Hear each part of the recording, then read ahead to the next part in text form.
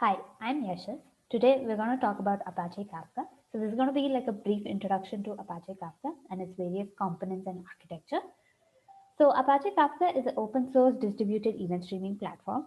This is widely used across the industry for various messaging services.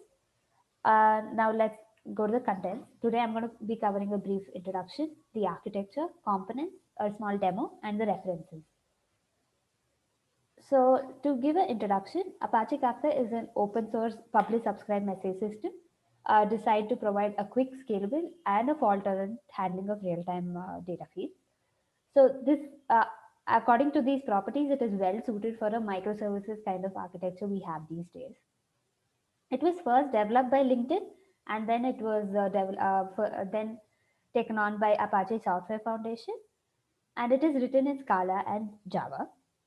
There is another flavor of Kafka which is mostly used in enterprises, which is a Confluent Kafka, which provides way more capabilities than just the basic Apache Kafka flavor.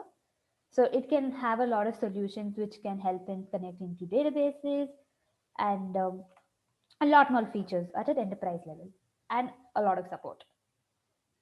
So let's look at the use cases of Kafka. So it can publish and subscribe to a stream of records similar to a message queue or an enterprise messaging system like IBM or RabbitMQ or ActiveMQ, and it can store the messages in a fault tolerant and durable way for a long time, and it can also process messages, a stream of records from and transform the messages. So if we have to put uh, broad classes of applications where Kafka is used, one main one is building a real-time data pipelines where we can reliably get data from one system and process it and store and uh, other things in the other system, our applications, I mean between systems or applications. And the next one is where we can transform and react to a stream of data.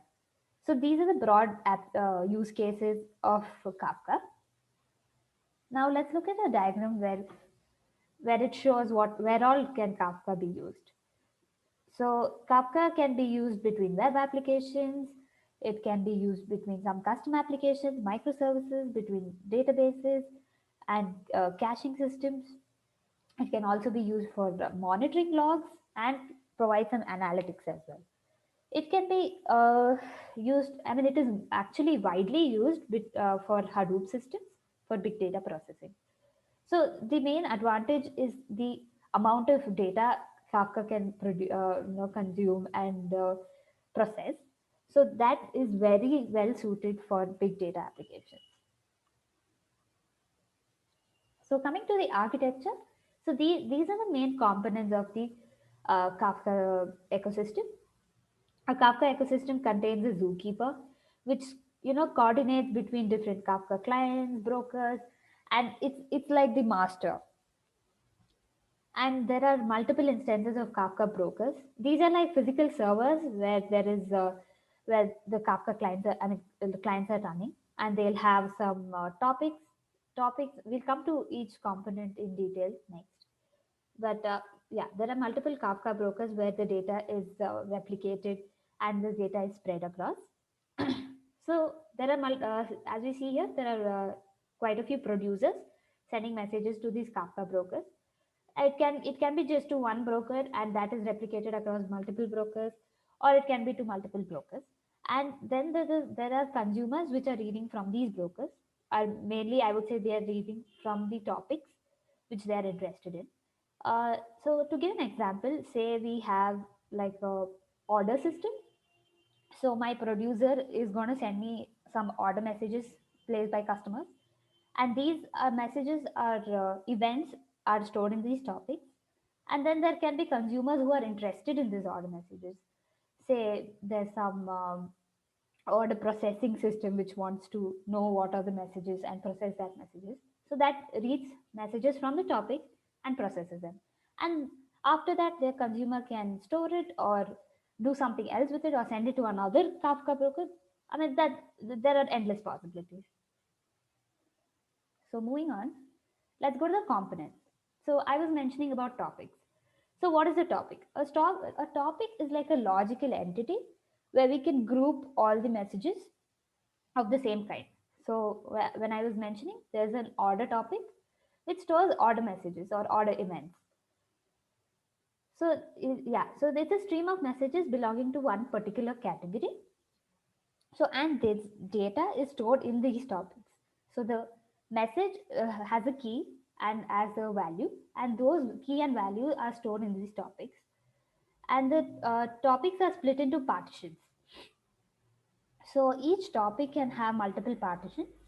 Like for example, they can have three partitions, and the producers can produce or store a messages in any of these partitions. And there should be at least one minimum partition for each topic, and these partitions are like immutable order sequence. Okay, so they can have a multiple streams of messages and they're immutable order sequence, I mean. uh, yeah, this is about a topic. The next component, okay, yeah, so let's look at a simple diagram. So this is the topic and the topic has multiple partitions. So this is the structure on each broker. The topic looks like this on each Kafka broker, and the producer can produce events to this partitions. So that new events or new messages are appended to the tail of the partition.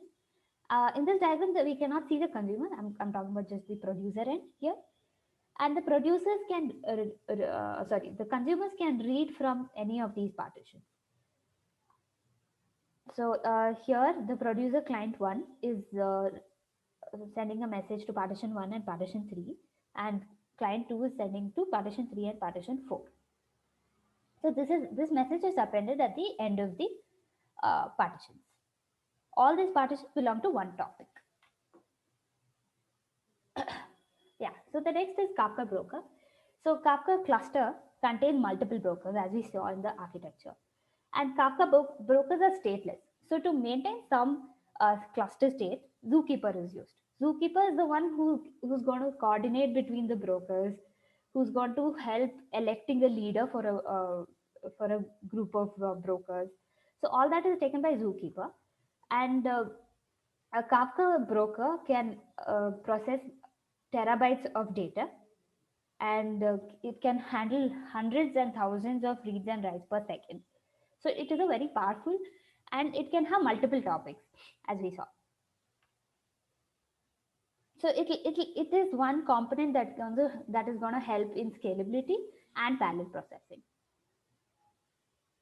The next component is Zookeeper. So a Zookeeper is a distributed coordination service that manages a large set of hosts. So coordination between these services is not easy task, but Zookeeper has made it easy with its simple architecture and API. And Zookeeper is also has multiple instances, so that we are making it fault tolerant. So as we see that Zookeeper is a very key aspect to this whole Kafka ecosystem. So even that has to be made fault tolerant. So we'll have multiple instances of Zookeepers running, and there'll be a coordination between Zookeepers itself. So to give a brief, like Apache Zookeeper is a service used by a cluster, a group of nodes, to coordinate between themselves and maintain shared data with robust synchronization techniques. So as we saw, the data has to be replicated between brokers. So that is coordinated by the Zookeeper. So next, coming to the producers. As we saw, producer publish messages to the topics of their choice, and it's producer's responsibility to choose which partition of the topic the message has to be sent to. So this has to be written by the producer and handled by the producer, because it will be a overhead otherwise on the Kafka system uh, to see where the messages has to go. It can use a simple algorithm like round robin and produce messages to all the partitions, or it can use some inbuilt hashing techniques that will take the key of the message, and according to the hash, it will place it in one of the partitions. So this is the role of a producer.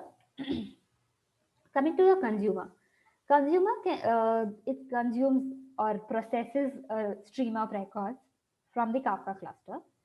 And as I told, producers write to the tail of the partition, and consumers read in their own pace. So consumer and producer are not dependent on each other. And there is one feature which is like consumer groups. This enables parallel processing, so I can have multiple instances of consumers running, and they can read from multiple partitions. So this can help me in parallel processing, and it can be we're achieving a distributed system here, and it can provide a lot of fault tolerance. Say my one consumer goes down, other consumer of the same consumer group can manage that load. That's the whole point of consumer groups. So consumer group is like grouping one set of systems. To quote back to the example I gave, say we were talking about order processing system and reading from order topic. So order processing system can have five services, five applications running from, and they can be consuming from the same topic. So let me give a small diagram. So this is one topic, and there are four partitions. And the by server we are here we're meaning brokers, Kafka brokers. So this there is consumer group A, which is reading from all partitions. So this can be our order processing system. And there is another consumer group B, which is also reading from the same topic, and it is interested in the same messages. Say for example, it can be like a fraud detection system. So here we're balancing out the messages. So as we see in the consumer group B, there is one partition assigned to one consumer. So as soon as any message comes into these partitions, the consumer can quickly read it and process it. And here where consumer group A has only two systems, so there are two partitions assigned to each system. So this can help us scale, and and also help us making it reliable and available. So let's jump to a quick demo. So there is a quick start guide on Apache Kafka website, which I'm going to go for follow through right now.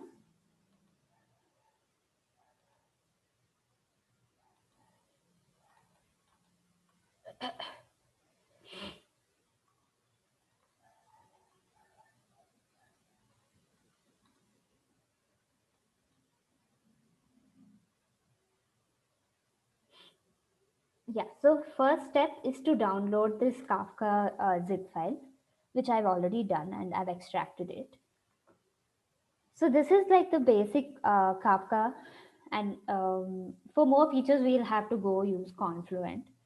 Yeah, so let's start with starting the Zookeeper. So this, as I said, Zookeeper is like the main system and coordination system. So that is the first thing we have to start. Yeah, so now once the Zookeeper is started, our next is to start the Kafka broker.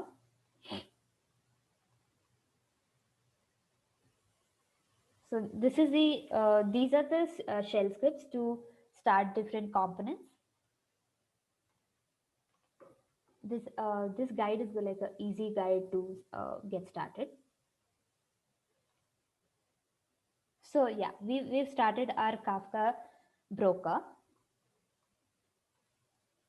Now let's create a topic. So I said topic is a logical entity, and where we are interested in producing messages and consuming from them. So I was giving an example of an order topic. Here we're going to just do create a topic which is called quick start events.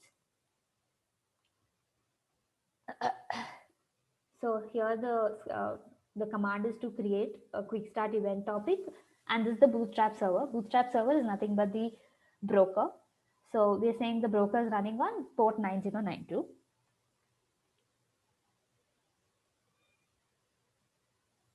Okay, so we have created the topic. Let's see, let's just describe the details of this topic and see what are the details. So I'm saying describe the topic quick start events. Yeah, so here the partition is just one. So we've just created one broker, and we have a topic which has a partition of one, a count of one, and the replication factor is also one. If we have multiple brokers, we can have replication factors of two, so that the data is replicated across brokers. So for now, these are the default configurations. Now that we have our topic ready, let's start producing messages. So this, I'm going to start the producer shell script. So this is going to start the producer application. Yeah, so this symbol shows that the producer is ready to consume, to produce messages. Let me produce a message saying, hey, but where is this going? So right now, this is sitting in our topic, waiting for a consumer to consume this message. Let's start the consumer now.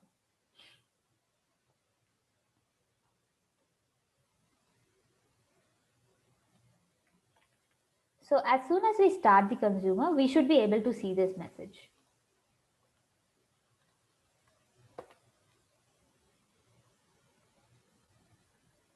So it's reading from the same quick start events, and we are starting the consumer shell script. Yeah, so it took some time to start up, but after that, as soon as it started up, we saw that message. So it was able to successfully consume the message from the topic. So let's write few more messages. How are you? Now we should be immediately able to see the messages here. Hi. Uh,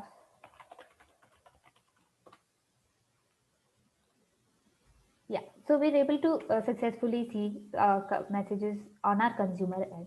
So this completes like a small demo. Um, the Zookeeper and Kafka broker are running in the background, coordinating all this between the producer and the consumer.